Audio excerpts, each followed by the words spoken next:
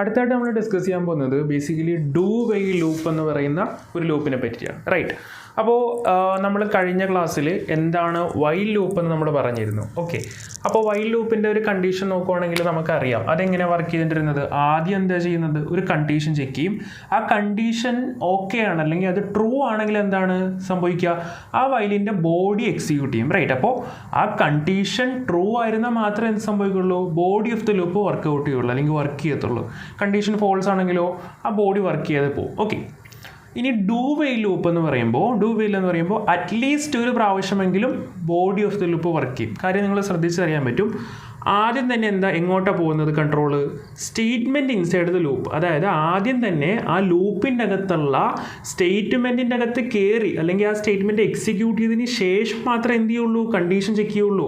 ഡയഗ്രത്തിൻ്റെ വ്യത്യാസം മനസ്സിലായോ? കാര്യം ആദ്യം എന്താ സംഭവിച്ചത്, ആ സ്റ്റേറ്റ്മെൻറ്റ് ഇൻസൈഡ് ദ ലൂപ്പ്, അതായത് ആ ലൂപ്പിൻ്റെ അകത്തുള്ള സ്റ്റേറ്റ്മെൻറ്റ് ആദ്യം എക്സിക്യൂട്ട് ചെയ്തിട്ട് മാത്രമേ എന്ത് സംഭവിക്കുള്ളൂ, അതിൻ്റെ കണ്ടീഷൻ ചെക്ക് ചെയ്യത്തുള്ളൂ.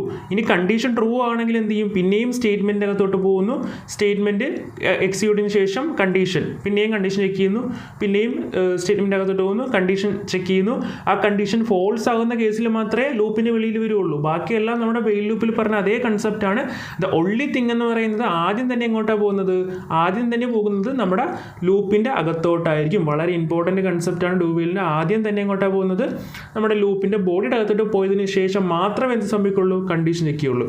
കണ്ടീഷൻ ചെക്ക് ചെയ്ത് കഴിഞ്ഞിട്ട് നമ്മുടെ വൈൽ ലൂപ്പിൻ്റെ അതേ കൺസെപ്റ്റ് എങ്ങോട്ട് പോകും, കണ്ടീഷൻ ചെക്ക് ചെയ്തതിന് ശേഷം എങ്ങോട്ട് പോകും, സ്റ്റേറ്റ്മെൻറ്റ് അകത്തോട്ട് പോകും. സ്റ്റേറ്റ്മെൻറ്റ് എക്സിക്യൂട്ട് ചെയ്തതിന് ശേഷം എങ്ങോട്ടാണ് പോകുന്നത്, നേരെ കണ്ടീഷൻ ചെക്ക് ചെയ്യും. എന്നിട്ട് കണ്ടീഷൻ ട്രൂ ആണെങ്കിൽ സ്റ്റേറ്റ്മെൻറ്റ് എക്സിക്യൂട്ട് ചെയ്തിട്ടേ ഇരിക്കും. ഫോൾസ് ആവുന്ന കണ്ടീഷനിൽ മാത്രം എന്ത് സംഭവിക്കുന്നു, ആ ലൂപ്പിന് വെളിയിൽ വരുന്നു. ഓക്കെ, അപ്പോൾ ഇതാണ് ഡയഗ്രാമാറ്റിക് റെപ്രസെൻറ്റേഷൻ എന്ന് പറയുന്നത്.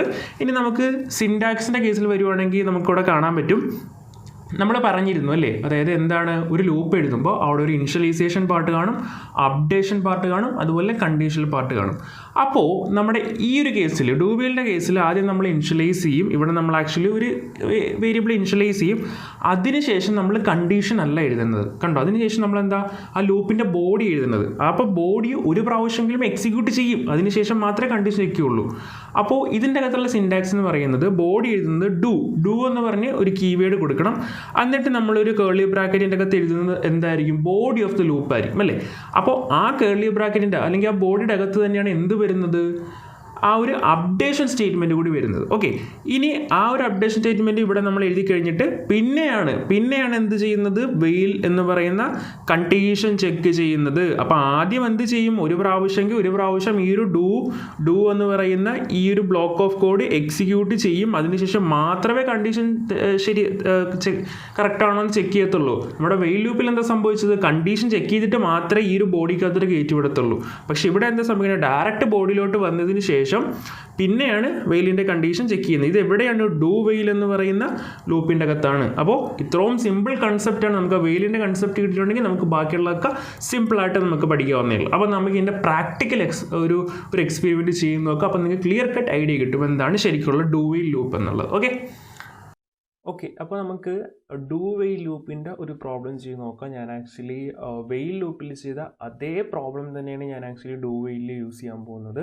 അത് തന്നെയായിരിക്കും നമ്മൾ ഫോർ ലൂപ്പിൽ യൂസ് ചെയ്യാൻ പോകുന്നത്. കാര്യം എന്താണെന്ന് വെച്ചിട്ടുണ്ടെങ്കിൽ സെയിം പ്രോബ്ലം തന്നെയാകുമ്പോൾ നിങ്ങൾക്ക് റിലേറ്റ് ചെയ്തുകൊണ്ട് എന്താണ് ഇവിടെ മാറ്റം വരുന്നതെന്ന് പെട്ടെന്ന് മനസ്സിലാക്കാനായിട്ട് സാധിക്കും. സോ അതുവഴി നമുക്ക് ഇമ്പ്രൂവ്മെൻറ്റ് കൊണ്ടുവരാനായിട്ടും സാധിക്കും. അപ്പോൾ നമുക്ക് എന്താണ് പറയുന്നത്, 10 നമ്പർ പ്രിൻറ്റ് ചെയ്യിക്കണം, അത് ഡു വെയിൽ വെച്ചിട്ടായിരിക്കണം. അപ്പോൾ ഞാൻ ആദ്യം സ്ട്രക്ചർ എഴുതുവാണ്.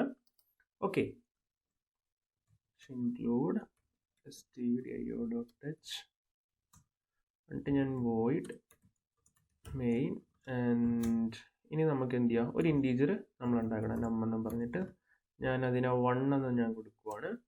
ഓക്കെ, 1 to 10 വരെ നമുക്ക് പ്രിൻറ്റ് ചെയ്യിക്കാം. എന്നിട്ട് ഞാൻ എന്ത് ചെയ്യുക, ഡു എന്ന് പറയുന്ന ഒരു കീവേഡ് അല്ലെങ്കിൽ ഡു നമുക്ക് ചെയ്യാനുള്ള കാര്യങ്ങൾ നമ്മൾ എഴുതാൻ പോവാണ്. എന്ത് ചെയ്യുക, പ്രിൻറ്റ് ചെയ്യുക. എന്താണ് പ്രിൻറ്റ് ചെയ്യേണ്ടത് %d, ആ നമ്പർ നമുക്ക് പ്രിൻറ്റ് ചെയ്യണം. ഓക്കെ, എന്നിട്ട് നമ്മൾ എന്ത് ചെയ്യുക, ഇൻക്രിമെൻറ്റ് ചെയ്യണം, നം ഈക്വൽ ടു നം പ്ലസ് 1. ഓക്കെ, ഇനി എന്ത് ചെയ്യണം, ഇനി നമ്മൾ കണ്ടീഷൻ ചെക്ക് ചെയ്യണം. വെയിൽ എന്താണ്, നം less than or equal to 10, right?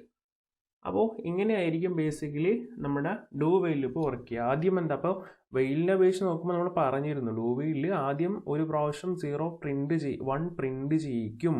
Okay, ഇത് എക്സിക്യൂട്ട് ചെയ്തതിന് ശേഷമായിരിക്കും ഈ ഒരു കണ്ടീഷൻ ചെക്ക് ചെയ്യുക, അതിനുശേഷം അടുത്തിലോട്ട് പോകും. അപ്പോൾ ഇവിടെ അങ്ങനെ 10 വരെ പ്രിൻറ്റ് ചെയ്യും, നമ്മൾ ഡീറ്റെയിൽ ആയിട്ട് ഡയഗ്രാമിൽ പറഞ്ഞിരുന്നു അല്ലേ. അപ്പോൾ ഓക്കെ, ഇവിടെ ഒരു സെമിക്കോളൻ ഉണ്ട്. ഓക്കെ, അപ്പോൾ നമുക്ക് ആക്ച്വലി ഇതൊന്ന് നീളത്തിൽ പ്രിൻ്റ് ചെയ്ത് നോക്കാം. താഴത്തോട്ട് കണ്ടോ, നമ്മളപ്പോൾ നേരത്തെ കണ്ട പോലെ തന്നെ 1 to 10 പ്രിൻ്റ് ചെയ്തിട്ടുണ്ട്. അപ്പോൾ ഇതാണ് അതേ പ്രോബ്ലം ഞാൻ ഡു വെയിൽ വെച്ച് പ്രിൻ്റ് ചെയ്തപ്പോൾ ഉണ്ടായ ഒരു മാറ്റം എന്ന് വെച്ചിട്ടുണ്ടെങ്കിൽ. ഓക്കെ, അപ്പോൾ ഇത് നിങ്ങളൊന്ന് വർക്കൗട്ട് ചെയ്ത് നോക്കുക. അപ്പോൾ വളരെ സിമ്പിളായിട്ടുള്ള കോൺസെപ്റ്റുകളാണ്. ഇനി ഫോർ ലൂപ്പും ഇതേപോലെ തന്നെ ഇതിനെക്കാട്ടും കൂടുതലും വളരെ എളുപ്പമായിരിക്കും. കാര്യം ഫോർ ലൂപ്പ് ആയിരിക്കും നമ്മൾ പ്രോഗ്രാമിംഗ് ചെയ്ത് തുടങ്ങുമ്പോൾ കൂടുതലും യൂസ് ചെയ്യാൻ പോകുന്നത് ഫോർ ലൂപ്പ് ആയിരിക്കും. റൈറ്റ്, അപ്പോൾ ഇത് നിങ്ങളൊന്ന് ജസ്റ്റ് വർക്കൗട്ട് ചെയ്ത് നോക്കാം. Bye bye.